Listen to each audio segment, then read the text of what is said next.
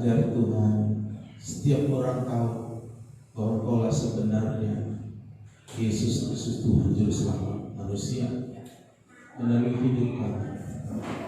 Terima kasih Tuhan, agar juga hidup kami boleh menyenangkan hati-Mu. Hari ini kami datang di hadirat-Mu, duduk di kaki-Mu untuk mendengarkan firman-Mu. Berbicaralah kepada kami Tuhan, sampaikanlah isi hati-Mu, singkapkanlah Tuhan firman-Mu sampai kami tahu kebenaran. Biarlah kebenaran itu memerdekakan manusia kami. Maka beri kami telinga yang mendengar dengan jelas, beri kami roh pengertian untuk mengerti. Ketika firman itu kami terima, Roh Kudus teguhkan, benarkan, lakukan sesuatu atas kami, sehingga kami terus berbahagia dalam roh jiwa, bahkan tubuh kami disembuhkan, dikuatkan. Di dalam Yesus Kristus, kami datang dulu di kaki-Mu. Tolong kami Roh Kudus, sampaikan isi hati Bapa Yesus kepada kami. Kami siap untuk itu. Di dalam Yesus, saudara saya katakan amin. Silakan duduk, Tuhan berkati. Haleluya, shalom.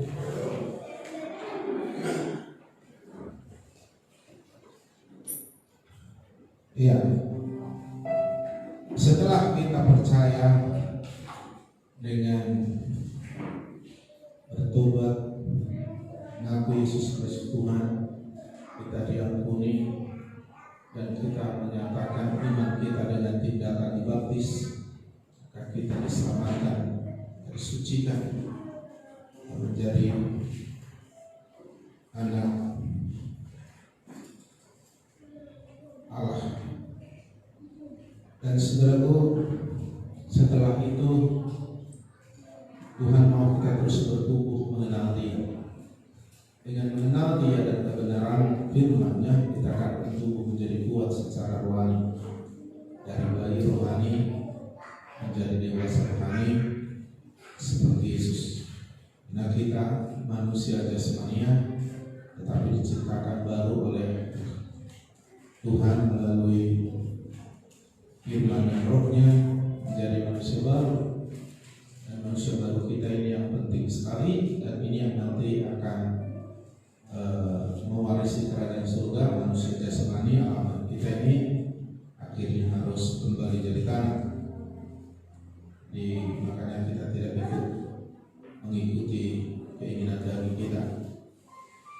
Nah, ini persiapan kita, saudaraku, untuk menyambut Yesus. Dia akan datang di awal menjemput kita untuk pesta di surga, namanya pesta perkawinan anak domba. Itulah peristiwa pengangkatan. Ini sedang persiapannya, dan Tuhan segera datang. Tidak lama lagi, segera. Dan semua hamba-hamba Tuhan dalam luar negeri mengetahui itu, mereka mendapatkan satu peneguhan.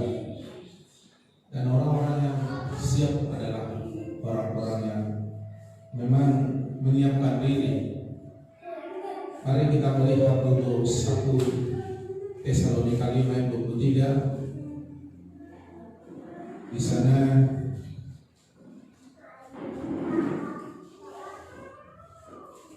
dikasih tahu bahwa Tuhan sedang menyiapkan kita. Dalam kondisi seperti inilah dikehendaki, diharapkan Tuhan ketika Yesus datang nanti jemput kita. Allah yang melakukannya dalam kita. Semoga Allah sejahtera, Allah damai sejahtera menguduskan kamu seluruhnya, bukan sebagian. Tuhan mau menguduskan kita seluruhnya. Maksudnya semoga roh, jiwa, tubuhmu, roh, jiwa, tubuh kita terpelihara sempurna dengan tak bercacat pada kedatangan Yesus Kristus Tuhan kita. Dia mau ketika Dia datang nanti, Yesus datang nanti, kita sudah siap. Tuhan sedang menyiapkan, menguduskan kita secara roh, jiwa, tubuh, sampai nanti terpelihara kita sempurna, tak bercacat.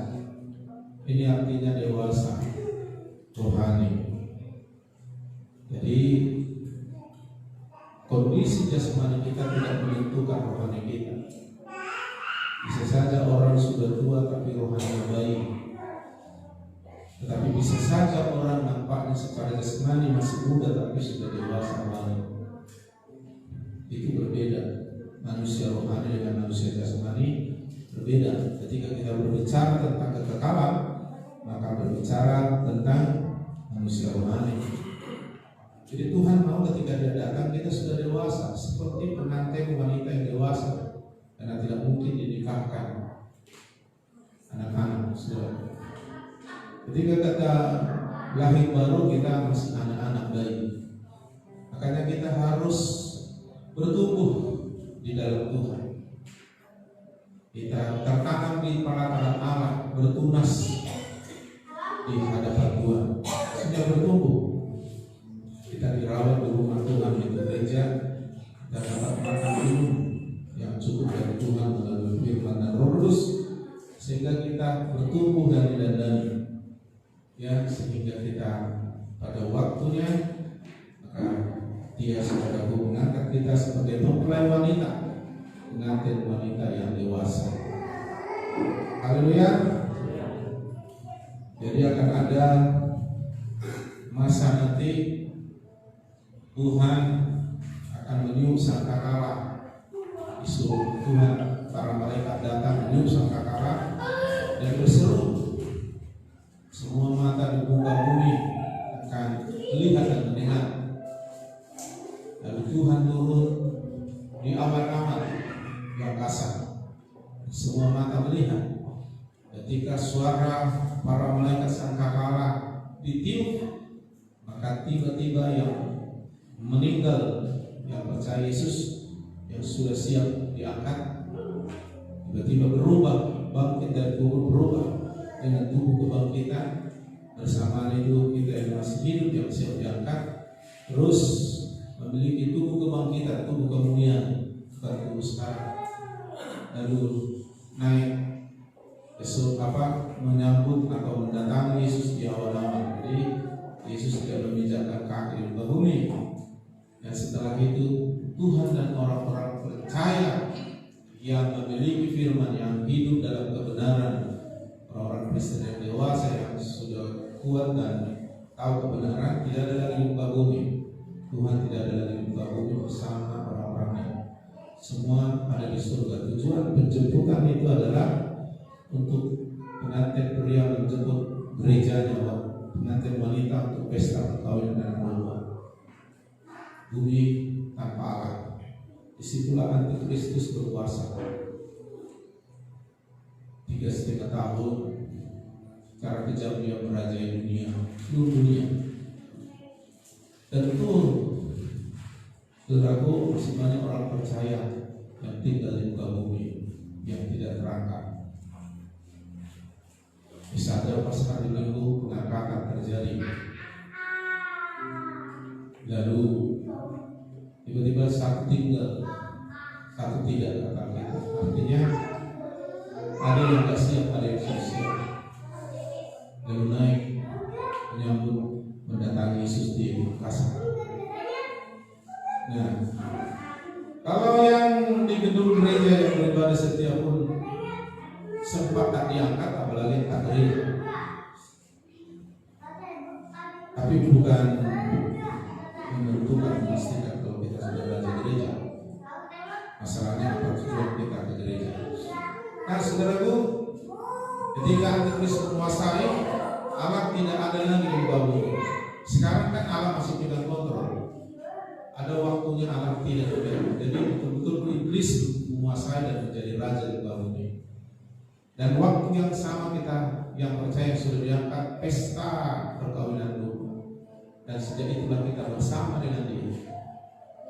Di muka bumi iblis begitu akan berkuasa. 3,5 tahun dia, saudara. Dan itu saudaraku lebih kejam dari apapun yang pernah terjadi. Saya takutnya orang-orang yang tidak berani mati bagi Yesus akhirnya akan mengikut Antikristus dengan menerima tanda anak-anak. Siapapun yang sudah pernah percaya pada Yesus tapi kembali menerima angka 666 sebagai tanda pengikut antikristus, sudah pasti akan masuk surga. Jadi kalau ada yang masih tinggal tapi sampai mati walaupun tersiksa, masih masuk surga walaupun hampir tidak masuk surga, atau seperti dirampas dari api kata Allah. Nah, salah satu nanti yang kejadiannya kenapa orang langsung nanti akan gampang murtad nanti kalau mengenal Kristus, karena penderitaannya luar biasa. Luar biasa. Ya kasih saja contoh.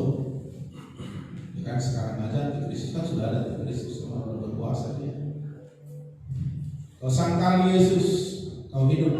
Kalau kau sangkali Yesus, aku bunuh anakmu, nomor 1, nomor 2, nomor 3, nomor berapa? Ikat tangannya. Lalu mereka ambil pedang yang tajam, kalau sekali tebas putus kepala. Saya tidak pernah menakuti, itu sudah terjadi sekarang. Karena Yesus berkata, Kristus sudah datang, cuma belum berkuasa. Sebelum nanti yang terus dia raja. Sangkal Yesus, anakmu hidup, kau hidup, atau kau mati, anakmu juga mati. Lalu dibawa al-gojolana di depan mata. Sangkal, tak mau ya, putus satu kepala. Nah kalau tetap tidak menyangkal Yesus sampai kau mati, masih surga. Jadi pilihannya mau diangkat atau masuk antikristus untuk mempertahankan iman. Maka sekarang Tuhan menguji gereja, Tuhan pengujian ini sekarang atas gereja. Supaya kita jangan ikut nanti pengujian pada zaman antikristus. Nah, secara ekonomi nanti dalam antikristus itu ngeri. Kita Wahyu bilang secuka gandum sedina. Artinya 1 genggam beras kalau bagi Indonesia untuk gaji satuan. Jadi betul-betul resesi ekonomi bisa-bisa. Nah kalau saudaraku tidak terberkati melimpah ekonomimu pada zaman itu, maka kau tidak bisa transaksi ekonomi untuk hidup jasmani. Kau harus bergantung pada tawaran Kristus jual beli dengan mereka, tapi harus kasih cap 666. Artinya kalau ekonomimu tidak bagus pada waktu itu, karena kamu tidak mau hidup dalam berkat Tuhan, maka saudara tidak akan melihat. Bayangkan gaji 1 hari hanya 1 genggam beras. Saudara tahu kalau begitu harganya bensin berapa dan sebagainya. Jadi sisa-bisa. Dan orang demi hidup jasmani dan tidak akan menderita secara jasmani kan meninggalkan imannya, lalu bikin kontrak dengan antikristus. Jadi tinggal kita memilih, selalu ada pilihan, diangkat atau antikristus. Dan itu dikatakan saudaraku dalam Matius 25 ayat 3. Jadi saya bukan menakut-nakuti, tapi hari ini harus disuarakan ini sekeras-kerasnya. Ayat 3 dikatakan gadis yang bodoh. Ini Tuhan kasih perumpamaan tentang nanti datang pengantin pria, Yesus kita pengantin wanita orang percaya, pesta perkawinan domba yang saya ceritakan sebentar tadi. 5 gadis bodoh bijaksana. Gadis ini berbicara tentang gereja yang diharapkan nanti akan bersatu dengan Yesus selama-lamanya seperti perkawinan. Tapi gadis yang bodoh ini gambaran gereja, anak Tuhan yang bodoh, membawa pelitanya tetapi tidak membawa minyak. Sedangkan gadis yang bijaksana itu membawa pelitanya juga minyak dalam budi-budi mereka. Tetapi karena mempelai itu lama tidak datang-datang juga, mengantuklah mereka semua dan tertidur. Artinya gak jangan-jangan saudaraku kapan datang, lalu mereka bosan, lalu mereka tertidur dan tidak siap sebagian. Tiba-tiba ayat 6, waktu tengah malam terdengarlah suara berseru, mempelai datang, som-som dia. Apa yang terjadi? Disinilah nampak yang siap dan yang tidak siap. Gadis-gadis itu pun bangun, 10 gadis itu bangun, sama-sama tahu bahwa pengantin pria ini sudah nanti di angkasa. Gadis-gadis itu pun bangun, semuanya lalu membereskan pelita mereka. Ayat 8, gadis yang bodoh berkata kepada gadis yang bijaksana, berikan kami sedikit dari minyakmu itu, sebab pelita kami hampir padam. Tidak ada minyak, pelitanya pun hampir padam, karena sudah kehabisan minyak. Minyak tidak ada, pelita hampir padam. Ini bicara gereja, bukan bicara orang yang belum bertobat terima Yesus. Berarti ada yang diangkat. 9. Tetapi jawab gadis-gadis yang bijaksana itu, tidak, nanti tidak cukup untuk kami dan untuk kamu. Lebih baik kamu pergi kepada penjual minyak dan beli di situ. Tentu mereka berusaha, yang bodoh ini berusaha, tapi pada waktu Yesus berkata, pengantin sudah datang, kata malaikat, gak ada lagi waktu kesian, yang siap langsung. Maka kedatangannya seperti pencuri. Makanya siap-siap, segera langsung. Haleluya. Dan saudaraku, kita sudah doa 10 malam. Tujuannya apa saudaraku? Supaya kita bersekutu lebih dalam lagi dengan Roh Kudus. Supaya Roh Kudus datang memenuhi kita. Supaya Roh Kudus menolong kita berdoa. Untuk kita datang di hadirat Tuhan. Untuk kita mendengar suaranya. Untuk kita diurapinya, dipenuhi dengan minyak. Jangan seperti gadis yang bodoh tak ada minyak. Untuk terus pelita kita hidup. Minyak itu berbicara Roh Kudus akan mengurapi kita. Kisah Para Rasul 1:8, kamu menerima kuasa kalau Roh Kudus turun. Urapan Allah artinya kuasa Allah yang dialirkan seperti minyak. Gadis yang bijak itu punya minyak dan punya pelita, dan pelitanya hidup. Hidupnya masih dipimpin Roh Kudus, ada kuasa Roh Kudus, minyak. Hidupnya masih hidup dalam terang firman. Hidupnya masih hidup dalam kebenaran firman. Karena firman itu pelita bagi kakiku, terang bagi jalanku.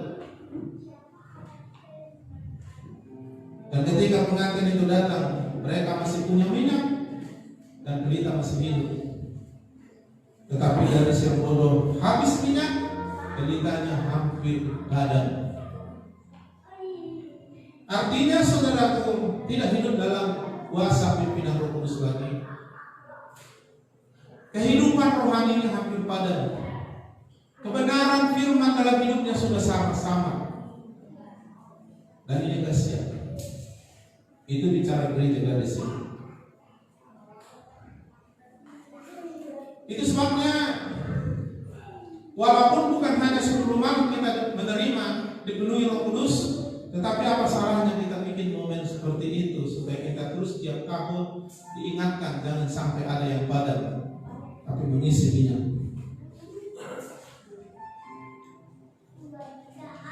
Judul khotbah yang mau saya sampaikan hari ini adalah kita harus dipenuhi oleh Roh Kudus, diisi minyak, dan akhirnya pelita kita akan hidup. Hidup kita ada dalam terang kebenaran firman. Bagaimana hal ini terjadi? Matius 3:11,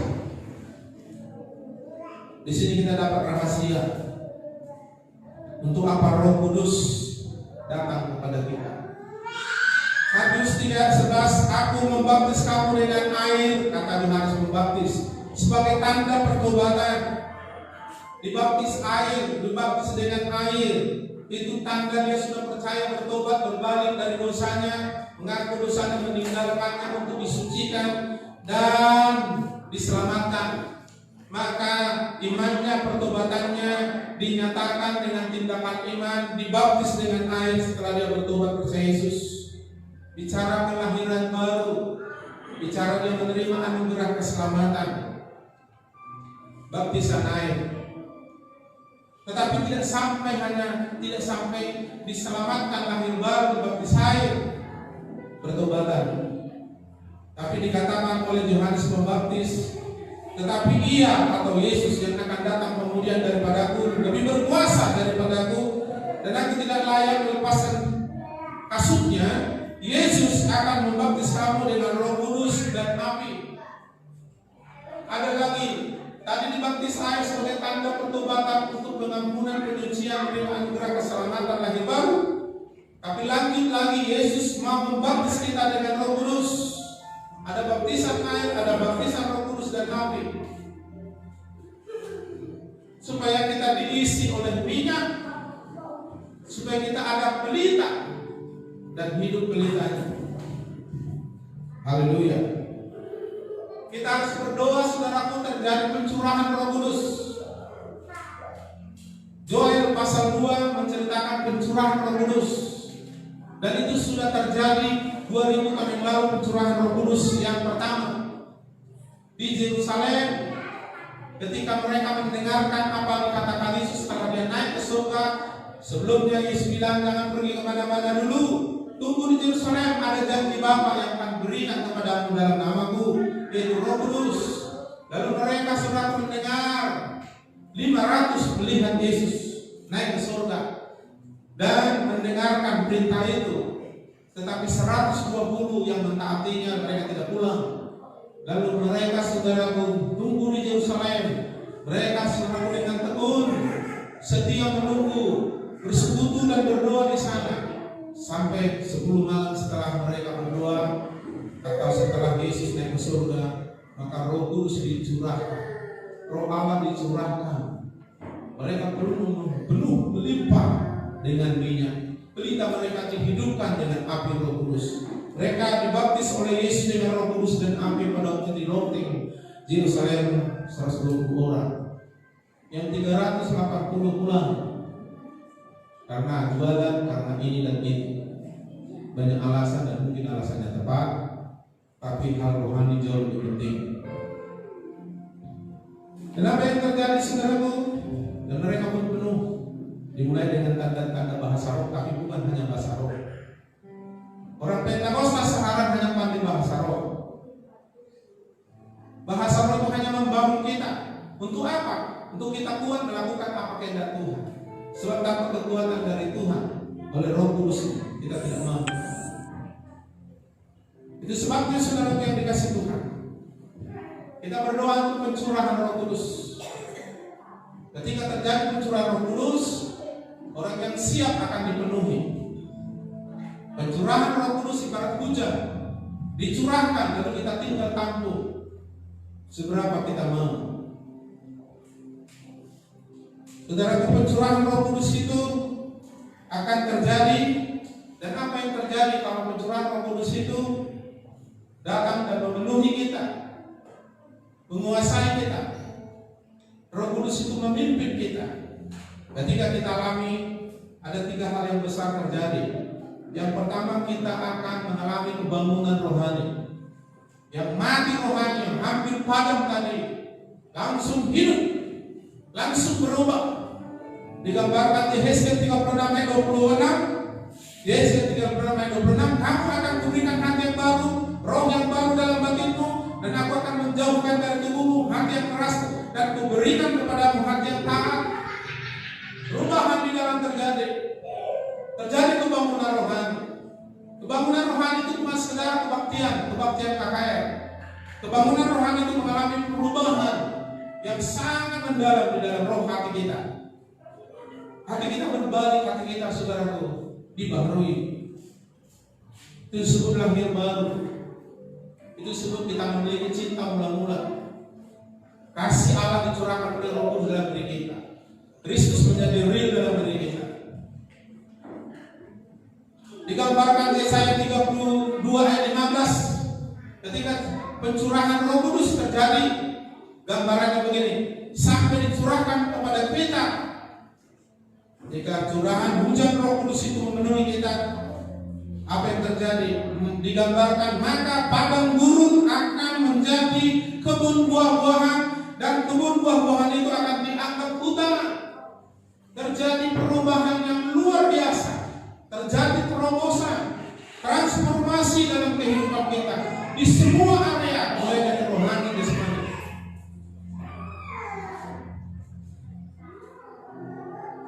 Padang gurun berubah menjadi kebun buah-buahan. Kristennya yang kering, kehidupan rohani yang kering. Jika pencurahan Roh Kudus dialami, jika dia menerima kepenuhan Roh Kudus pada saat pencurahan itu, maka berubah seperti padang gurun yang tidak ada kehidupan dan tak bisa hidup apa-apa di situ, menjadi tanah yang subur sampai tumbuh pohon-pohon dan menghasilkan buah, bahkan seperti hutan. Bayangkan padang gurun tak bisa hidup, tiba-tiba curahkan pencurahan Roh Kudus, berubah menjadi kebun buah-buahan yang menghasilkan buah, bahkan seperti hutan banyak. Begitu kekristenan kita, itulah pembangunan rohani. Jadi tidak hampir padam. Jadi pembangunan rohani itu terjadi ketika pencurahan Roh Kudus terjadi. Dan pencurahan Roh Kudus itu terjadi karena kita menginginkannya, merindukannya. Yesus berkata dalam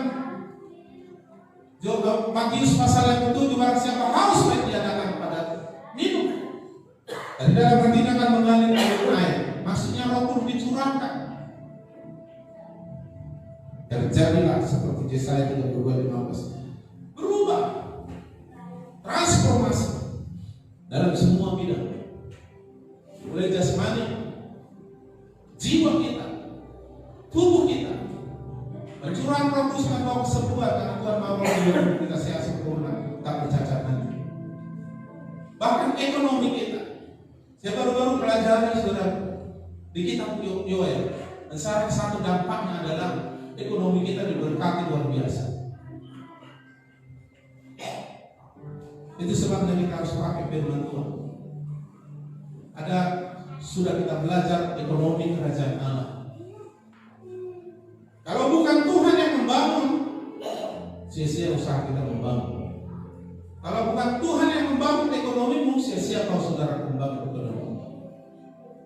Ibrani pasal yang ke-12 bilang, hanya kerajaan Allah yang tidak tergoyahkan. Kerajaan Allah itu suatu pola kehidupan. Bangunlah kehidupanmu, bangunlah keluargamu, bangunlah ekonomi dalam pola kerajaan Allah. Kita sudah belajar itu. Harapkan, andalkan Tuhan untuk diberkati, jangan diri. Karena uang bisa membuatmu jauh dari Tuhan. Tetapi ketika kau dekat dengan Tuhan, cari dahulu kerajaan Allah, berkat itu otomatis datang padamu. Haleluya. Orang bisa memuliakan Tuhan dengan hartanya, dan dia menjadi kaya dan memuliakan Tuhan dengan hartanya.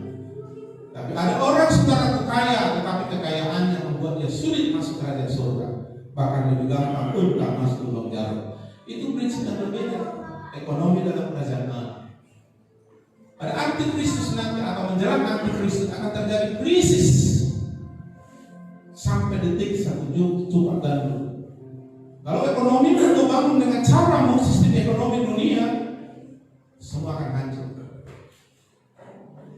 Begitu datang virus corona, hancur semua. Masih virus corona, belum setan menguasai. Lebih hebat setan daripada virus corona. Dan semua saudara goncang. Saudara yang dikasih Tuhan, itu belum seberapa.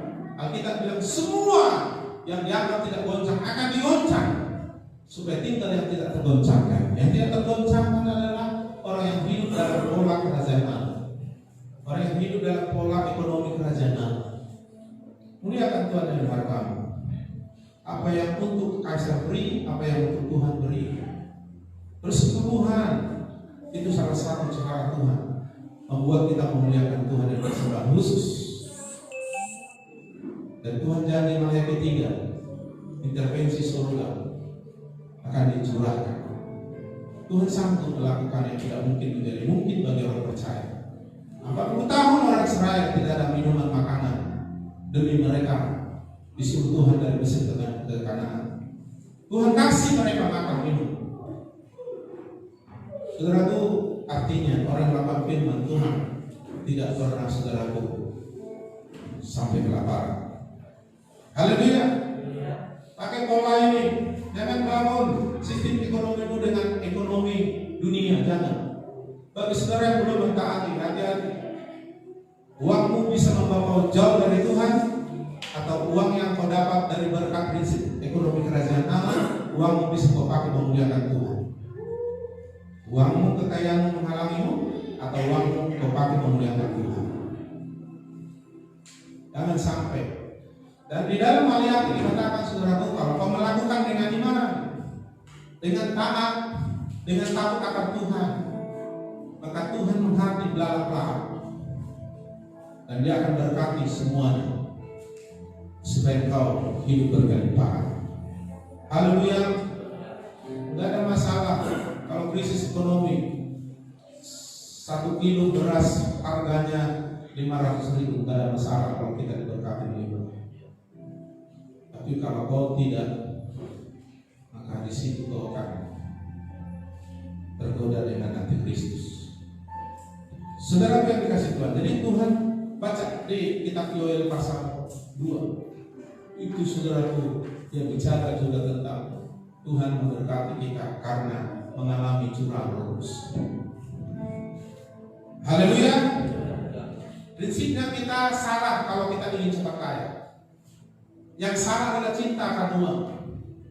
Dan pola kita diberkati bukan mengejar mencari uang. Karena kita hidup benar, mencari dahulu kerajaan Allah. Lalu semua ditambahkan. Karena setiap orang melakukan firman, mengandalkan harapan Tuhan sudah pasti berkati. Ditaruh Tuhan berkat di kepalanya. Dan berkat itu yang menjadikan dia kaya, melimpah, bukan susah payah. Jadi jangan pernah kau bersusah payah untuk kaya atau ingin cepat kaya. Cari dahulu kerajaan Allah. Ada berkat Tuhan. Amin. Dan jangan kau ditipu oleh iblis. Pak Malau itu bahkan itu kan supaya dia dikasih uang. No. Karena kau tidak memberikan itu untuk pendeta. Kau tidak memberikan itu bukan karena pendeta. Karena kau tahu itu firman dan kau mentaatinya dan kau memberi kepada Tuhan karena ketaatan iman. Dan Tuhan yang mengatur semua apa yang kau berikan itu di gereja. Haleluya. Haleluya.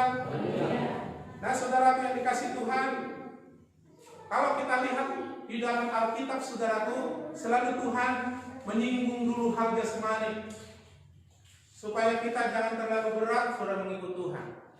Misalnya saudaraku Keluaran 23, 20, Keluaran pasal 23, 25, 26, kita harus beribadah kepada Tuhan. Lalu Tuhan berkati roti, makanan, air, minuman kita. Kenapa tidak yang lain? Kenapa tidak kesembuhan duluan? Karena saudaraku, kita ini lemah.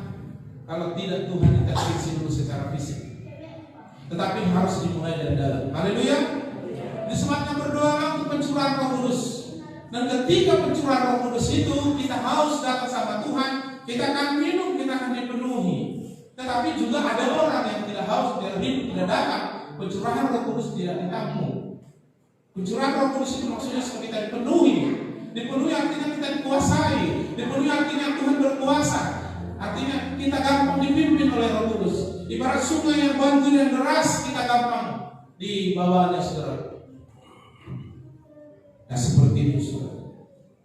Terjadi saudara ketika pencurahan Roh Kudus terjadi pertobatan yang luar biasa. Terjadi saudaraku perubahan yang luar biasa. Padang Halaban ini umatnya seperti padang gurun. Tiba-tiba saudaraku berubah semua.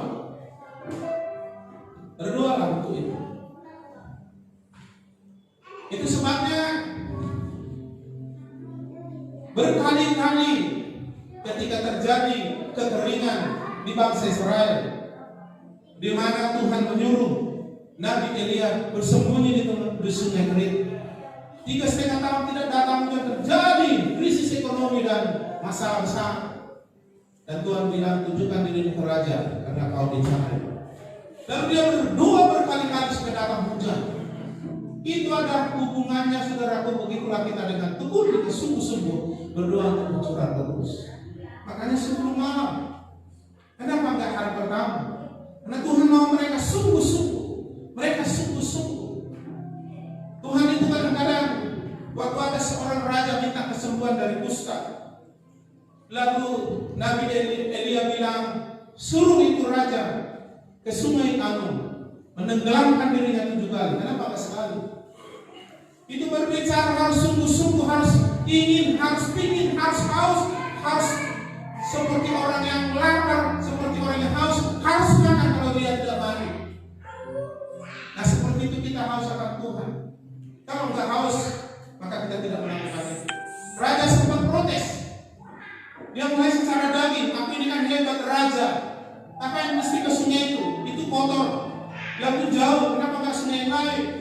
Atau di sekenangku ada kolam renang. Di sini saudara ketaatan, di sini kesungguhan, kerendahan hati. Jika orang bertobat, merendahkan hati, berbalik dari jalan-jalannya, berdoa mencari wajah Tuhan, maka Tuhan akan datang. Dan itu terjadi.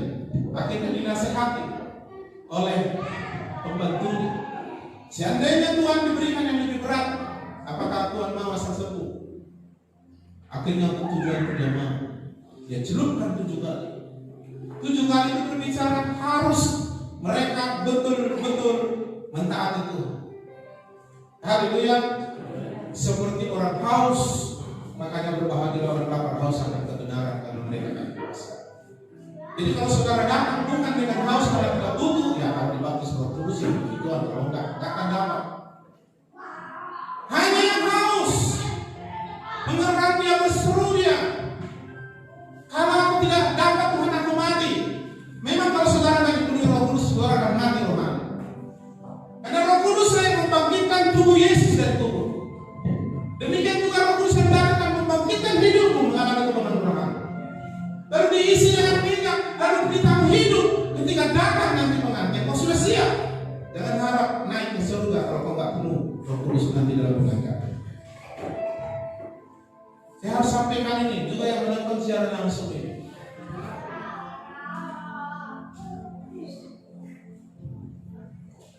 Ketika saudaraku Israel sudah disesatkan, ada 500 nabi Baal menyesatkan bangsa Israel. Lalu menjeritlah hati Nabi Elia. Lalu didatangilah bangsa Israel. Diadakanlah saudaraku perhimpunan dan dihadiri 500 nabi palsu yang membuat mujizat-mujizat palsu, ajaran-ajaran palsu, dan orang Israel terikut. Dan akhirnya dia katakan, hei bangsa Israel dan kamu para nabi, siapa yang benar itu, sembahlah dia. Maka begini saja, kalau Allahmu yang benar, dia akan menjawab dengan api dari surga. Tapi kalau Allahmu yang benar, dia juga akan menjawab dengan api dari surga tanpa perbuatan tangan. Biarlah Tuhan membuktikan dirinya di tengah kita dan sembahlah dia. Akhirnya saudaraku, ditaruhlah saudaraku apa namanya? Kayu. Ditaruhlah korban domba. Lalu diminta oleh Nabi itulah, siapa duluan? Kamu aja duluan, katanya kepada Nabi palsu di depan bangsa Israel. Mintalah kepada Tuhanmu, kepada dewamu. Kalau dia Allah yang benar yang harus kita sembah, sembahlah dia. Harus menjawab dengan api. Akhirnya saudaraku, mereka mulai berdoa berseru-seru. Dan memang bukan itu Allah yang sebenarnya. Sampai mereka saudaraku mencoret-coret dirinya dengan cara ibadah mereka, minta belas kasihan daripada dewa-dewanya oleh Nabi palsu. Sampai mereka pingsan berdarah-darah. Tidak datang api dari surga membakar korban yang sudah ditaruh di depan mereka. Akhirnya mereka menyerah. Lalu nabi Tuhan ini datang berdoa dengan doa yang sungguh-sungguh di hadapan Tuhan. Nyatakanlah Tuhan, Engkaulah Allah yang harus disembah dan aku ini hamba-Mu. Jawablah kami dengan api. Langsung datang api menyambar. Malah saudaraku, itu kayu ditaruh air, disiram pakai air, dan ditaruh langsung di bawah. Dan berbaliklah bangsa itu kepada Tuhan. Itu kebangunan rohani. Ada hubungannya dengan kisah Rasul, kebangunan rohani pertama. Datanglah Roh Kudus dengan lidah tidak api. Karena Yesus membaptis mereka dengan Roh Kudus dan api. Di zaman Elia pun ada kebangunan rohani. Tuhan menjawab dengan api. Tapi ada korban yang harus diterima, yang harus direspon Allah dengan api. Ketika kau memberikan korban yang bagus kepada Tuhan dengan kesungguhan, mempersembahkan tubuhmu sebagai persembahan hidup, kau berdoa berseru, Allah berkenan dengan persembahan itu, maka Dia akan menjawabmu dengan api Roh Kudus. Hanya terjadi kebangunan rohani. Itu sebabnya dalam Roma pasal 12 dibilang ayat 1, persembahkan tubuh sebagai persembahan. Kita nggak mau lomba lagi, tubuh kita ini kita persembahkan. Kita bawa kepada Tuhan dengan pertobatan. Lalu kita berseru kepada Tuhan. Kami butuh Engkau Tuhan. Kami butuh kebenaran. Kami butuh pertobatan. Kami berbalik kepada-Mu. Kami butuh Tuhan kebangkitan. Ini kami persembahkan hidup kami. Ini kami persembahkan tubuh kami sebagai persembahan hidup kudus berkenan. Ketika kita berseru seperti Elia berseru membawa korban itu, langsung seluruh bangsa Israel berbalik. Ketika Roh Kudus dicurahkan kalau kita berdoa dan mempersembahkan tubuh kita, keluarga kita akan mengalami kebangunan rohani bersama dengan kita. Ada halaman ini akan mengalami kebangunan rohani. Mereka yang tadi menyembah berhala dan sudah mati rohani, tiba-tiba Roh Kudus dicurahkan pada gurun berubah menjadi kebun buah. Untuk itu kita berdoa. Tidak sebatas kebutuhan kita, lebih dari kebutuhan kita, karena Yesus akan memberi hidup dan memberikan kita kelimpahan. Bukan hanya cukup kelimpahan, artinya tidak sebatas kita, tapi ada domba yang dipersembahkan, domba yang tak bercacat celah. Tubuh kita sekarang dipersembahkan menurut Roma pasal 12 ayat 1. Dengan rindu Tuhan kami berbalik kepadamu. Kami butuh Tuhan, Engkau mau datang, kami belum siap. Masih banyak yang sakit hati, masih banyak yang rohaninya tak jelas, masih virus corona udah takut. Tuhan tolong kami. Bawa tubuhmu, hidupmu, persembahkan di atas kayu mesbah Tuhan dalam doa sampai Roh itu dicurahkan. Baca kitab Yoel pasal 2 dan 3. Dan itu pertama kali digenapi di Kisah Rasul pasal yang kedua.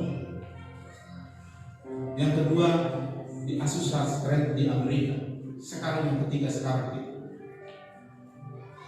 Ketika pencurahan Roh Kudus itu, kita sudah siap menampung curahan Roh itu sehingga kita penuh. Maka minyak dan pelita kita akan hidup. Pada waktu itu Yesus datang, kita sudah siap menyambut. Dan pentingnya kebangunan rohani. Haleluya. Haleluya. Yang kedua yang terjadi saudaraku, ketika Roh Kudus dicurahkan, kita dipenuhi, Roh Kudus bergerak menguasai kita. Yang kedua yang terjadi saudaraku, kita akan haus firman, haus akan Tuhan, dan mulai kita mentaati Tuhan secara radikal.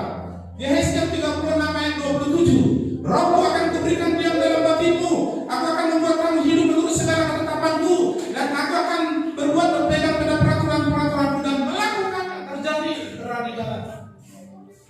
Seperti saudara pertama kali terima Yesus, saudara radikal ikut Tuhan, dimarahi oleh orang lain terus, bahkan ada yang dimarahi suami terus.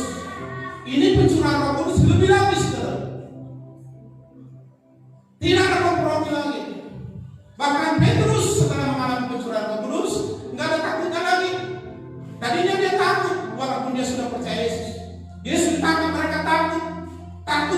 takut menderita secara jasmani.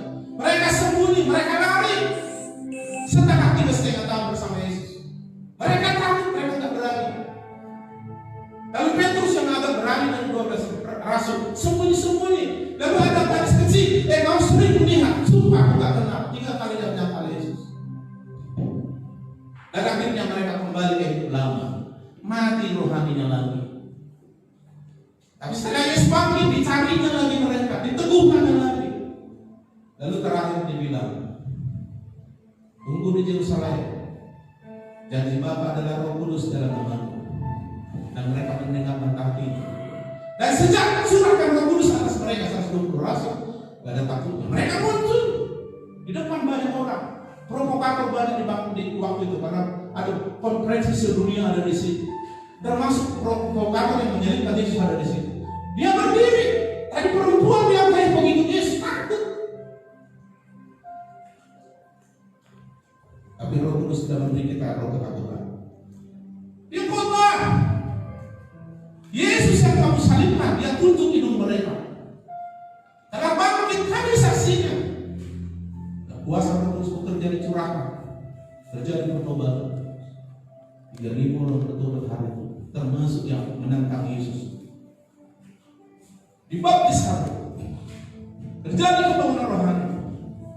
Banyak orang saudaraku, tiap hari mereka kumpul di gereja mendengar ajaran firman. Tiap hari. Kita berapa kali satu minggu? Mereka tiap hari itu kebangunan rohani. Kenapa?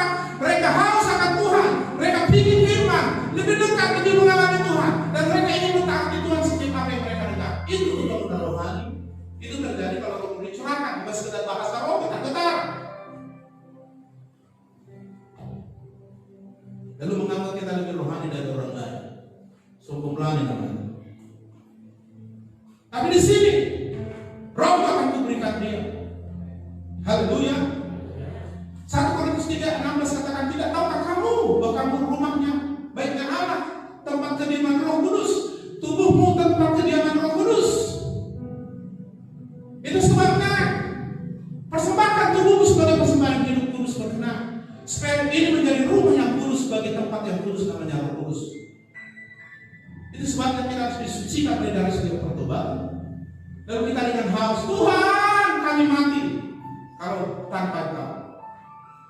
Lalu Roh Kudus datang menghidupkan kita, seperti tidak menghidupkan tubuh Yesus.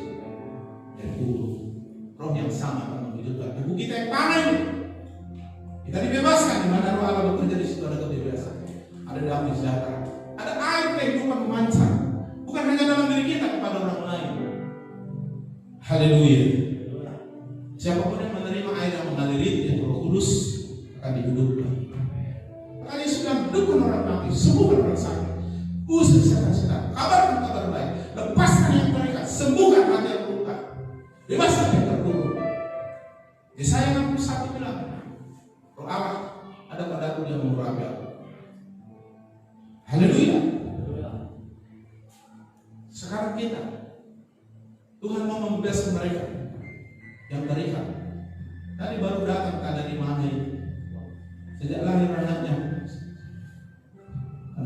syarat terjepit, tidak bisa jalan. Oleh karena itu suaminya meninggalkan dia dan dibawa tadi umur di makam. Tapi masih bimbang rohaninya, tak berani dia ibadah. Gak apa-apa. Tapi saya sempat sampaikan ini, sudah tak akan terang. Kalau terjadi pencurahan Roh Kudus, itu bukan satu orang, semua disapu saudara, kayak tsunami. Maka doa, bukan hanya keluargamu, harus dalam disapu oleh banjir Roh Kudus. Terjadi transformasi, akan berubah dari buah-buahan. Dan pertama mengalami adalah saudara. Sarah membawa kata air itulah Roh Kudus. Jadi bukan karena pintar-pintar kita menjil akan menangkan jiwa, tidak. Dan Roh Kudus menuntun kita. Dan dia menyatakan Yesus kepada orang ketika kita berbicara. Tiba-tiba ada kehausan kelaparan akan firman. Itu terjadi di Ambarawa, Amerika Selatan. Daerah itu, kota yang yang paling bejat, paling jahat, kejahatan paling tinggi, paling kumuh, paling miskin, penyembahan berhala banyak, gereja mati tapi tempat maksiat penuh. Lalu ada beberapa anak Tuhan mulai menjerit meminta pencurahan Roh Kudus, karena di sana padang gurun dan banyak kematian rohani. Roh Kudus dicurahkan atas alma longga. Boleh searching nanti YouTube, akan lihat terjadi transformasi dan segala macam. Roh Kudus dicurahkan, bertobat semua berbalik, sehingga penjara kosong karena nggak ada lagi penjahat. Hakim dan jaksa kosong, nggak ada kerjaan. Polisi pun tak perlu lagi menjaga. Maka polisi dan hakim ke gereja dan bertobat. Naik klub, minuman keras, sembah maksiat, kosong semua. Gereja penuh. Dan diberkati tanah mereka. Kalau orangnya diberkati, tanahnya diberkati. Adam tertutup, bumi tertutup. Saya diberkati, tanah yang sepi jadi diberkati. Maka mereka menjadi penghasil buah-buahan saudara terbaik di seluruh Amerika. Kalau kacang panjangmu segini, di sana segini. Kalau wortel kita segini udah bagus, wortel di sana segini. Dan seluruh ahli pertanian belajar ke sana, apa teknik pertanian? Mereka jawab, biasa aja Pak. Tapi kenapa bisa gitu? Hanya satu jawabnya, Tuhan memberkati tanah kami. Dapat berita orang paling miskin petani di sana memiliki truk Mercedes Benz, paling miskin. Indonesia paling miskin sepeda petani. Terjadi transformasi termasuk ekonomi. Negara paling kaya sekarang paling tertib. Karena terjadi pencurahan Roh Kudus. Semua haus akan firman pergi ke gereja. Karena polisi nganggur, tidak ada lagi kejahatan. Hakim tidak ada lagi pengadilan. Jaksa nganggur. Kemana semua cari ke gereja semua? Akhirnya hakim semua ke gereja akhirnya bertobat dalam Tuhan. Yang ketiga, kalau Roh Kudus dicurahkan dan kita menampung kuasanya, kita menjadi saksi Kristus. Orang segera melihat kehebatan Tuhan dalam hidup. Orang akan melihat hebat apa yang kita lakukan. Kisah 1, kisah para rasul 1:8. Tapi kamu akan menerima kuasa yang tidak terhingga seperti yang kita nyanyikan. Dan kalau Roh Kudus turun atas kamu, Roh Kudus dia yang berkuasa memenuhimu dan memimpinmu. Kamu akan menjadi saksi. Mulai dari Yerusalem, seluruh Judea, Samaria sampai ke ujung. Kita akan dipakai Tuhan. Mulai dari padang Malabar sampai ke mana-mana. Roh Kudus akan membawa kita dalam aliran yang luar biasa. Haleluya. Menjadi saksi. Tidak hanya 4 tembok ini aja kita. Keluar. Kita akan ceritakan Yesus. Tiba-tiba Tuhan menyatakan diri kepada orang yang mendengarkan itu. Kita sampaikan firman, tiba-tiba orang mendengar suara Tuhan. Kita doakan, tiba-tiba Tuhan melawan mereka dan menyembuhkan mereka. Lalu kenapa ini bisa terjadi? Yesus. Dan kami punya Yesus. Tinggal kita bilang, apa kau bertobat, meninggalkan dosa, ikut Yesus, karena Yesus menyelamatkan, sudah mati bagimu. Kita sampaikan Injil dalam waktu 3 menit saja. Kau percaya, bersujud kau, ngaku dosa, terima Yesus, dan kau akan diselamatkan. Kami mau. Dan mereka tiba-tiba mengalami Kristus hadir ketika kita hadir. Alkitab bilang, di mana Yesus bilang, di mana muridku ada, di situ aku ada. Kenapa? Di dalam diri kita ada Yesus, itu melalui Roh Kudus. Jadi saksi, ceritakan Yesus. Lalu doakan mereka. Tuhan akan bergerak. Markus 1, Markus 16 ayat 20. Ketika murid-murid sekarang baptis Roh Kudus memberitakan Injil, Allah turut bekerja meneguhkan apa firman, apa doa mereka dengan tanda-tanda mujizat. Dan orang mereka, kenapa bisa ini? Inilah Yesus. Dan mereka mengalami realita Yesus. Tanpa Roh Kudus kau tidak mengerti firman. Tanpa Roh Kudus kau tidak mengenal Bapa, Yesus yang tidak melihat. Tapi Roh Kudus membawa mengalami realita di hadapan Tuhan. Lihat Tuhan beri dan mengerti firman.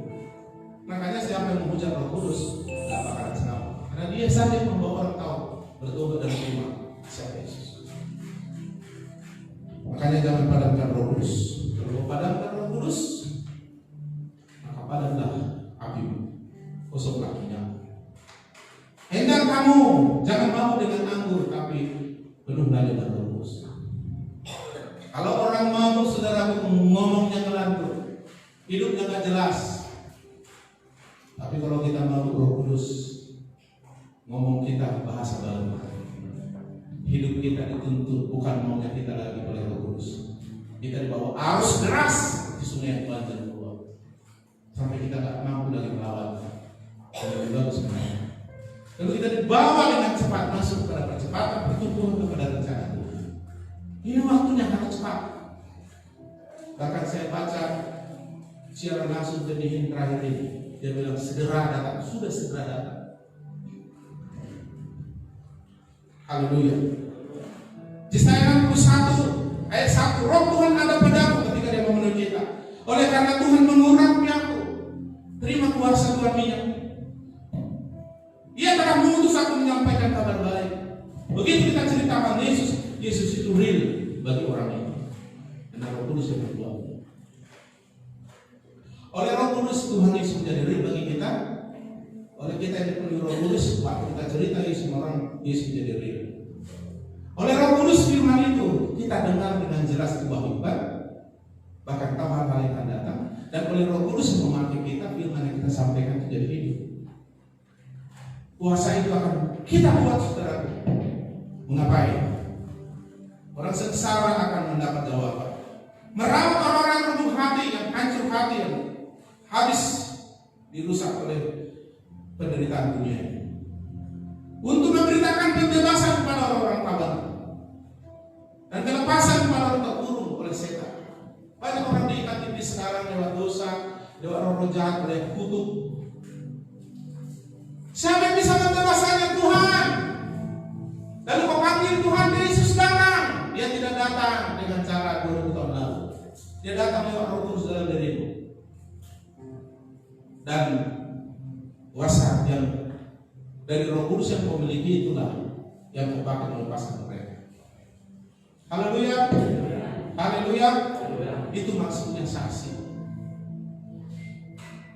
Tadi datang itu yang mau disembuhkan itu. Saya tidak bilang datang sama Yesus. Dia nggak tahu itu. Saya tahu itu. Dan saya harus tolong dia datang sama Yesus. Saya harus lepaskan dia oleh kuasa Tuhan.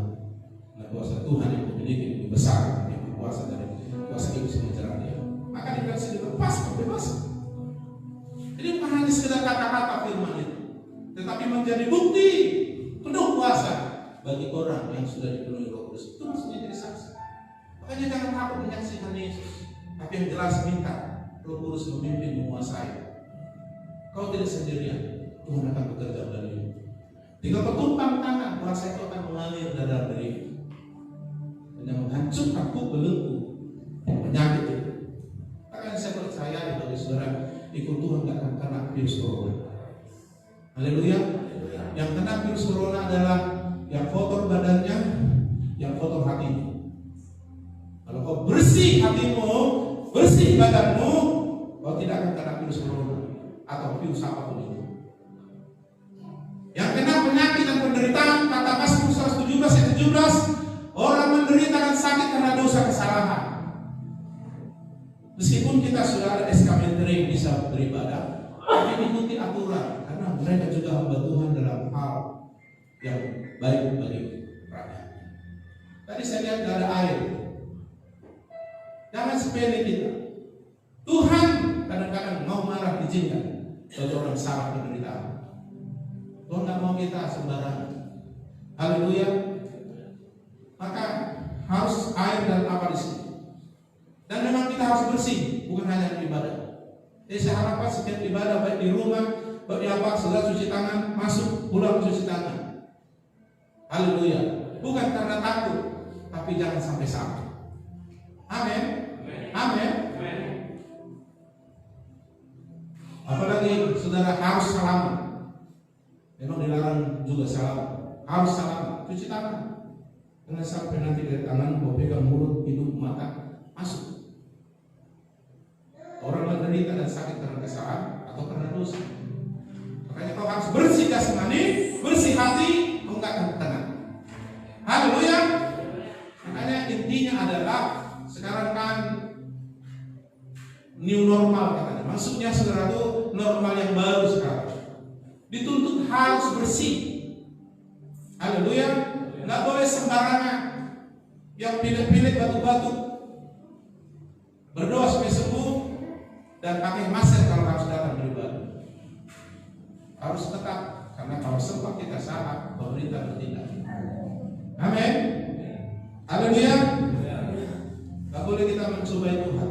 Tuhan luar biasa. Kalau kau tahu api, kau injak, terbakar kakimu. Tapi kalau kau nggak tahu dibakar, kau tidak terbakar kau. Artinya lakukan bagianmu, nanti Tuhan lakukan bagiannya. Amin. Haleluya. Jadi Roh Kudus dicurahkan. Terjadi kebanggaan rohani. Roh Kudus dicurahkan. Kita haus lapar akan Tuhan, akan firman. Kita suka mentaatinya. Dan itu caranya Tuhan mendengar. Alkitab bilang, ketika pengantin datang, kita sudah berpakaian linen halus yang berkilau-kilauan dan putih bersih. Artinya, kata Wahyu, itu perbuatan-perbuatan kita dalam Tuhan itu melakukan kebenaran firman. Jadi bukan pakaian ini, pakaian pengantin. Kayak pengantin kalau datang kan nggak pakaian tidur ya kan, pakaian pengantin. Nah, pakaian kita adalah kebenaran firman Tuhan yang oleh Roh Kudus kita taati, kita pegang. Nah, kita berpakaian, itulah karakter kita, itulah perbuatan-perbuatan kita. Dan itu linen halus, putih bersih dan berkilau. Dan seperti itulah yang nanti siap. Makanya saudaraku, siapa yang berdoa? Amin. Amin. Jangan seperti wanita yang bodoh. Jangan cerah. Dan itu akan terjadi. Dan kalau sudah terjadi kau penuh, saudara harus kasihani orang, layani orang dengan kasih. Kasihani mereka, bukan hakim. Ceritakan Yesus, kasih tahu Yesus, mereka berdoa. Minta supaya mau dia menyerahkan diri dan doakan. Doakan Tuhan akan bekerja dalam dirimu dan kuasa Tuhan, karena kau sudah menerima Roh Kudus. Amin. Kita berdoa supaya terjadi pencurahan Roh Kudus di pada malam ini. Maka kalau terjadi pencurahan Roh Kudus, kita terpaksa nitip 5 kali waktu. Dan siapa yang melayani? Saya tidak tunjuk siapa yang melayani. Sudah penuh Roh Kudus. Haleluya. Tetapi datang penuh kehausan lewat pertobatan. Jangan bilang ya kalau dapat ya dapat lah, kalau enggak itu haus. Makanya suku Raja itu 7 kali. Kalau bandel dia, apa yang 7 kali? Sembuh. Bahkan dia pun berdoa berkali-kali. Itu mintanya supaya suku haus dapat Tuhan. Ketuklah itu di buku. Berserulah, maka kau akan mendapat. Datang seperti itu. Haleluya. Dengan kehausan seperti itu, Tuhan pasti memberi kita. Amin. Amin. Saya sudah peringatkan, jangan sampai di atas 50 tahun roh nggak kuat. Bahaya. Penyakit akan muncul semua dalam tubuh kalau roh nggak kuat. Kau akan menerima semua tabungan yang kau tabung selama ini. Hanya bertobat, curahkan Roh Kudus. Kalau kau tumbuh lemah, karaktermu amburadul, kau gak tahan berdoa, gak datang sama Tuhan. Kau gampang tertarik dengan dunia ini. Tapi kalau roh kuat, termanifestasi sampai kuasa Tuhan menyembuhkan tubuh, sampai roh jiwa tubuh tak bercacat-cacat kepada kebenaran. Di hadirat Tuhan gak usah didoakan kau sembuh. Haleluya. Siapa orang tetap api tidak panas? Tuhan itu seperti api. Ketika kau dekat dengan dia, semua setan akan lari. Kau akan sembuh. Haleluya. Haleluya. Semuanya ada. Di hadirat Tuhan tidak diberikan dan sebagainya. Nah, bagaimana Roh Kudus? Bagaimana kita mengalami hadirat Tuhan ketika Roh Kudus datang? Tiba-tiba Yesus menjadi real. Tiba-tiba firman luar biasa. Tiba-tiba kita melihat apa yang tidak kita lihat. Semua menjadi jelas seperti dalam terang. Dan kisah Rasul, ketika mereka mengalami bangunan rohani, lalu mereka mulai tahu memberi. Ada yang menjual hartanya untuk diberi. Terjadi saudara perubahan. Ketika Allah melawan si Zakheus, pemungut cukai dan tukang korupsi dan terkenal orang berdosa, tanpa dibilang-bilang, belum ada Yesus berkata, tapi kemudian harus terjadi. Setengah harta aku beri kepada orang miskin. Kalau ada yang kutipu, 4 kali lipat akan kubayar. Dia memuliakan Tuhan dengan hartanya, bukan mengambil dalam. Tapi kalau kau tak penuh Roh Kudus, berkuat tak kau kasih. Karena kau hidup. Persembahanmu 2.000, padahal kau bisa kasih 5.000. Anakmu SD kau kasih 5.000, Tuhan yang Maha Kuasa kau kasih 2.000. Kan bukan karena itu uang pagi ya, hatimu juga ngasih begitu. Kau bilang rohanimu bertumbuh, persembahanmu bertumbuh, dari mana bagi kami yang kebawah? Kau bilang kau persembahkan hidup, tubuhmu nggak persembahkan, uangmu apalagi, waktumu enggak. Jadi harus persembahkan tubuhmu dan doa, Tuhan kirim api. Dan sambarlah kau dengan api Roh Kudus, penuhlah kau, berubahlah hidupmu, dan orang sekitar akan mengalami dampak. Kita menjadi garam terang. Terang itu tak perlu disembunyikan di bawah apa. Tunjukkan Yesus apa yang dalam dirimu. Kasih tahu, bukan karena sombong. Nah, kesaksian tentang Yesus dan firman yang alami menjadi nubuat bagi dia. Dan nubuat itu saudara memberitahukan kepada dia apa yang akan terjadi. Nubuat itu membuatkan dia. Nubuat itu saudara akan membangun dia. Sampaikan, karena kesaksian tentang Yesus yang kau alami menjadi nubuat bagi orang mendengar. Firman Tuhan yang kau alami yang sudah mentransformasi dirimu, kasih tahu sama orang itu nubuat bagi dia. Enggak perlu kau nabi untuk bisa bernubuat. Tapi kalau kau penuh Roh Kudus, ada roh nubuat. Amin. Ketika pemimpin pujian penuh Roh Kudus, ada satu kalimat disampaikan, langsung itu menjadi nubuat bagi yang mendengar. Nggak mesti seorang pandang dengar ngomong. Anda berusaha mengatur, mengajar kau apa yang harus kau ucap. Nubuat itu keluar oleh dorongan Roh Kudus bagi orang dikuasai dipenuhi Roh Kudus. Selain itu dibuat-buat. Gak mungkin orang bisa bernubuat kalau nggak dipenuhi Roh Kudus. Hati-hati. Nah, saudara yang dikasih Tuhan, kalau terjadi di kemauan rohani, kita disiapkan dari dalam isi penuh minyak. Pelita kita hidup karena kita mentaati firman.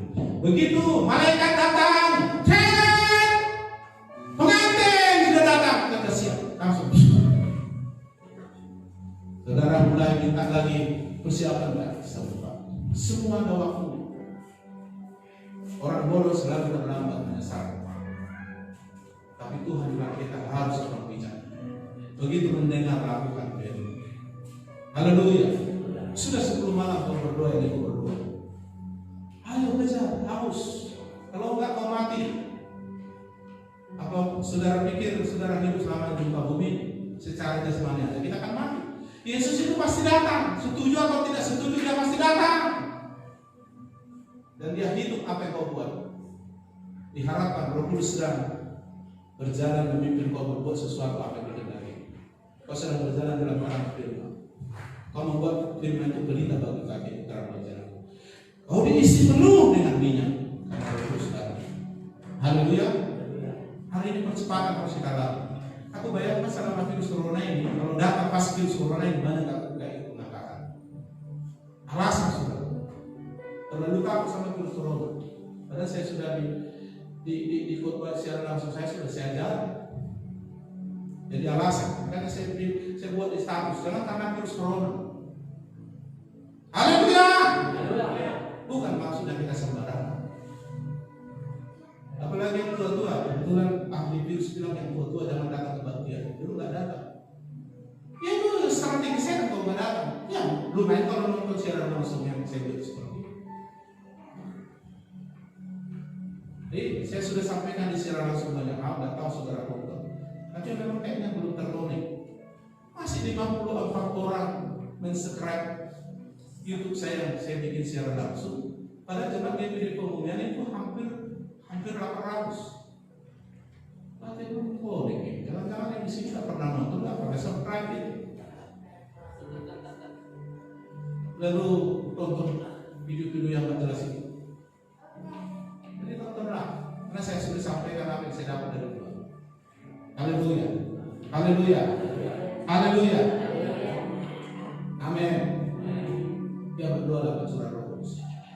Ada manifestasi Roh Kudus. Musa itu karena mengalami lawatan Tuhan sampai umur 120 tahun, tubuhnya sempurna. Gigitnya satu tak ada yang copot, tulangnya tak ada yang rusak. Telinganya bagus, matanya bagus. Itu manifestasi dari Roh Kudus. Tahan 2 puasa 40 hari 40 malam di Gunung Sinai.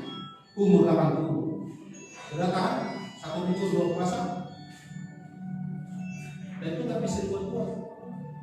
Karena Roh Tuhan sudah melatih manusia rohnya untuk sanggup mengarahkan tubuh. Jangan tubuh lebih kuat dari rohmu. Haleluya. Harus rohmu yang mentransfer kekuatannya ke dalam tubuh. Sehingga tubuhmu 80, kekuatanmu 40. Tubuhmu 65, tapi badanmu 56. Haleluya. Jangan kebalikan. Si 36, tapi kekuatannya, pikirannya ya kayak anak ketiga kan. Alkitab mau membaharui roh jiwa kita, termanifestasi di tubuh kita. Amin. Amin. Jadi bagi saudara yang 50 tahun ke atas, ayo kejar sampai pencurahan Roh Kudus. Jangan sampai kau ikuti tubuhnya yang baik. Tapi abang tua yang dalam baik-baik. Kau ikuti tubuh? Enggak. Jangan ada alasan. Musa 80 masih bisa naik gunung. Buat tahan dia 40 hari 40 malam di Gunung Sinai. Berdoa bersama Tuhan. Karena sudah terlatih roh. Latih rohmu. Biar tubuh ini ngikut. Ini tubuh ini kayak gerbong. Siapa yang menggerakkan dia? Jangan kau digerakkan tubuhmu oleh dunia ini. Amin. Haleluya. Dan ingat, tidak tahu orang tubuhmu yang Roh Kudus. Tempat Roh Kudus. Karena ada Roh Kudus. Saya pernah tanya setan, lihat saya. Saya sedang berbicara secara manusia rohani. Langsung dia tidak bisa lihat saya. Maksud saya, kutunjukkan siapa saya sebenarnya. Sebenarnya saya bukan tubuh fisik. Lalu dia tidak bisa lihat saya. Sampai kubuka matanya. Lihat. Kalau aku aja kau nggak bisa lihat, apalagi Yesus bersama. Nggak bisa. Kau anak Tuhan. Kalau begitu kau keluar kau. Dan dia keluar. Jangan kau panggil Yesus datanglah, lepaskan orang ini. Kalau dijawab Tuhan langsung kiamat saudara. Kau yang harus memberitahu nama Yesus yang berkuasa melalui Roh. Kau yang harus berfirman melalui Roh Kudus. Kau orang yang menjamah melalui Roh Kudus. Karena dalam jamah orang itu Tuhan. Kan banyak yang saya jamah dan kau bilang di jamah Tuhan aku tadi. Tuhan menjamahmu melalui saya dan Roh Kudus. Haleluya. Dan sekarang akan banyak orang datang. Amin. Tapi jadikan dirimu dulu dipenuhi. Haus dulu. Jangan tidur saja. Dari lockdown tidur aja kau di rumah. Tidak berdoa, baca kitab. Ayo berdoa. Tambahin doa. Di kamar kau berdoa. Wah, mati aku kalau nggak dipenuhi Roh Kudus bilang. Memang mati. Kalau nggak Roh Kudus datang kepada tubuh Yesus, mati dia di kuburan. Tidak bangkit dari kubur. Tapi berkuasa kebanggaan kepada kita. Amin. Bahasa roh itu gunanya membangun iman kita di atas dasar yang suci, membangun kepekaan rohani kita, membangun manusia roh kita, membangun kekuatan kita, membangun saudaraku telinga rohani kita tajam. Lalu Tuhan bilang pergi ke sana, kata pergi. Lalu kasih mereka firman, Tuhan berfirman pada mereka. Jamah mereka, lalu Tuhan menjamah mereka. Ceritakan Yesus, Yesus menjadi real bagi mereka. Itu artinya menjadi saksi. Ternyata, gak usah paksa. Beberapa orang-orang dari Petrus sudah dijamah Tuhan, percaya Yesus. Dan salah satu saudaraku yang dia kita terjamah di dalam jadi kepala sidang menangkap ratusan orang Islam dan 2 gereja berbeda. Dan dia saudara mengalami kecerdasan Kudus. Amin. Ada dia modalnya nggak ada, hanya dia percaya seperti kita ajar. Gimana dengan kita? Bisa. Tuhan suruh kita untuk melakukan perkara-perkara besar. Amin. Mari kita berdoa.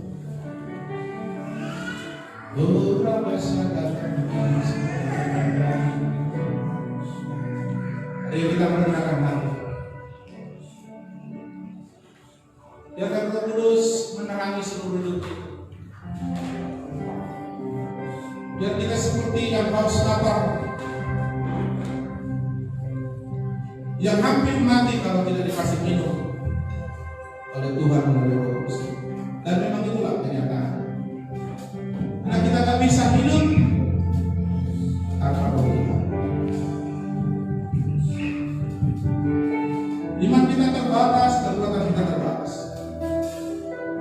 Tapi Allah tidak terbatas, dan Allah mau diam dalam dirimu melalui Roh Kudus. Barang siapa yang haus, kata Yesus, katakan haus.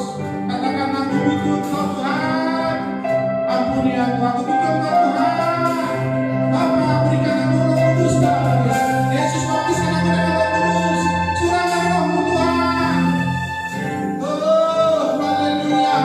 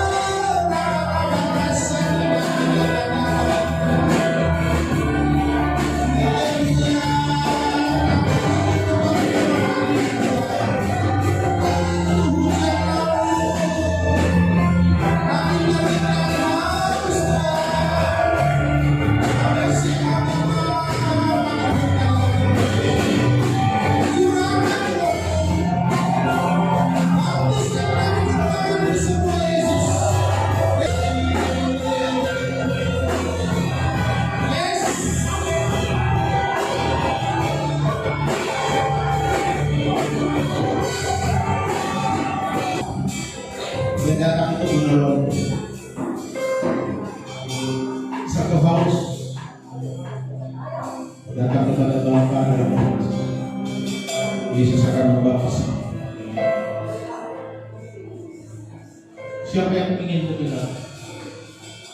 Tapi janji betul-betul menyerahkan hidup untuk Allah sampai bukan untuk dirimu sendiri. Dia membutuhkan lebih banyak lagi penyerahan Allah. Dia membutuhkan lebih banyak lagi ruang tempat dalam hidup sampai tidak ada tersisa lagi kau tinggalkan bagi diri. Semua kau kasih kepada Bapa di surga, pada Yesus, maka Roh Kudus akan memenuhi. Roh Kudus akan memenuhi dan mengisi. Dengan mudah dia membawa mengalir. Tiupan anginnya, kalau perahu saudaraku ditiup angin maka kencang saudara. Dia mau membawa kau ditiup oleh api, angin Roh Kudus yang luar biasa. Kau cepat mengalami pertumbuhan rohani kau rohani siap dengan Yesus. Roh Kudus akan membawa kau pada orang-orang yang membutuhkan Yesus di mana-mana. Siapa yang ingin betul lebih lagi, dia akan memberikan. Kalau kau butuh lebih lagi, dan janji kau betul-betul memberikan dari kita, setiap persembahan akan dijawab oleh Tuhan dengan apinya. Kau yang membutuhkan Tuhan lebih lagi, mau saya katakan padamu, tanpa Roh Kudus kau tidak punya minyak. Tanpa Roh Kudus kau tidak bisa mentaati Tuhan secara radikal. Kau tidak punya lampu, kau tidak punya minyak puasa. Tapi Tuhan mau menolong lewat Roh Kudus. Itulah yang dijanjikan Bapa dalam Yesus bagi orang-orang percaya. Harus bisa mengalami pembangunan. Dan pembangunan rohani itu seperti api. Dan api itu akan menyambar dan menyala dalam diri kita. Dan akhirnya menyala kepada keluarga kita, menyala kepada setiap yang kita sentuh. Siapa yang ingin mengalami? Jadi harga, ambillah semua. Hanya kau yang aku ingat. Kau boleh masuk ke depan berlutut sama Tuhan. Kau akan lihat bahwa Tuhan akan menunjukkan siapa dia kepadamu. Ukuran kehausan, ukuran kesembuhan sedang ditutup oleh Tuhan.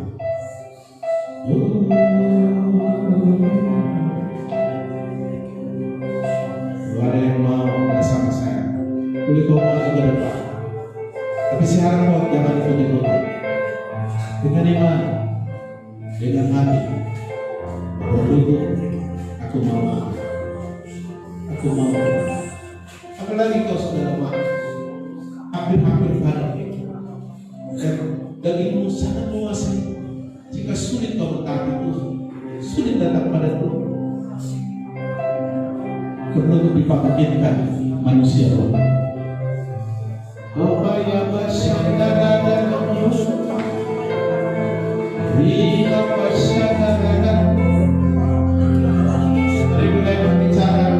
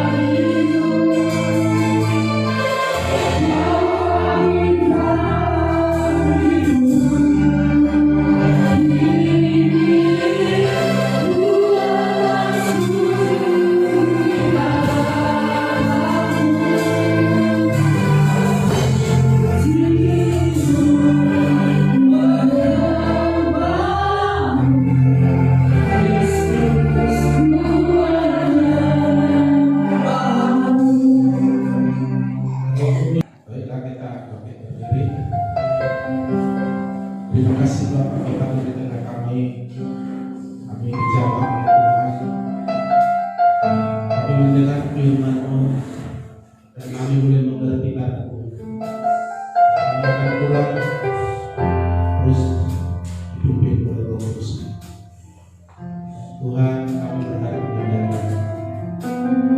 Tuhan menolong kami dalam segala hal, memberkati kami. Arahkan hati dan pikiran kepada Bapa dengan iman, angkat tangan kepadanya.